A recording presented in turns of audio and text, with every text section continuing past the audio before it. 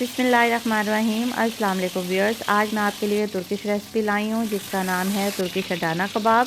ये बहुत ही यमी, बहुत ही टेस्टी कबाब हैं और बहुत आसानी के साथ आप इसे घर में भी बना सकते हैं।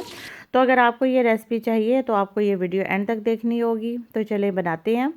यहाँ पे मैंने कीमा लिया है आधा किलो। इसमें जो जाएंगी चीज़ें उसमें प्याज है एक अदद पापरिका मिर्च है, 2 से 3 अदद सब्ज़ मिर्चें हैं, थोड़ा धनिया है, थोड़ा जो पुदीना है।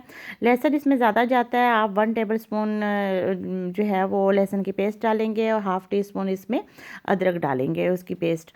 तो ये जो मसाले हैं इसमें जाएंगे नमक है, सुरख मिर्च पीसी हुई हाफ़ टी स्पून, पापरिका मिर्च का पाउडर 1 टीस्पून, काली मिर्च का पाउडर हाफ़ टी स्पून, ज़ीरा पाउडर 1 टीस्पून, धनिया पाउडर 1 टेबल स्पून। तो नमक आप अपने टेस्ट से कम या ज़्यादा कर सकते हैं।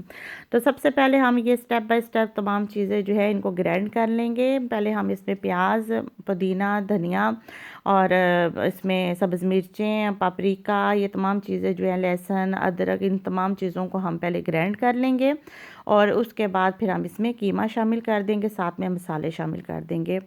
तो अगर आपका जो मशीन का जो जग है वो बड़ा है तो आप ये तमाम चीज़ें इकट्ठी भी बीच में डालकर इनको ग्राइंड कर सकते हैं।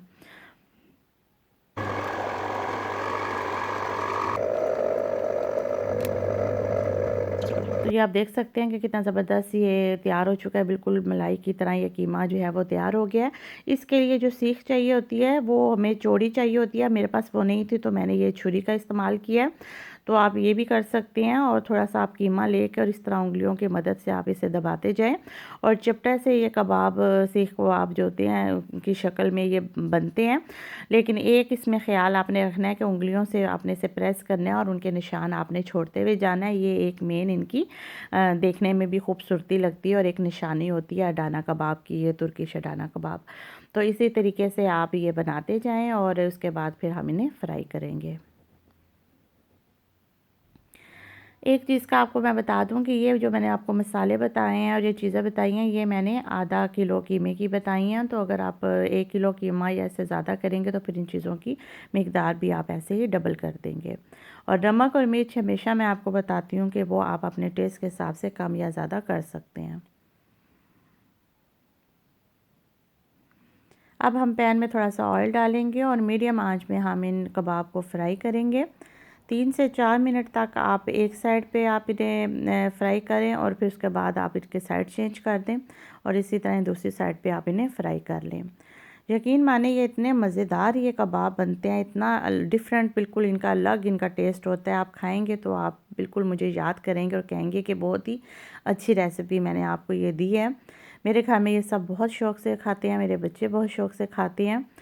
तो मैंने सोचा कि क्यों ना मैं ये ज़बरदस्त सी जो रेसिपी है ये आपके साथ शेयर करूं।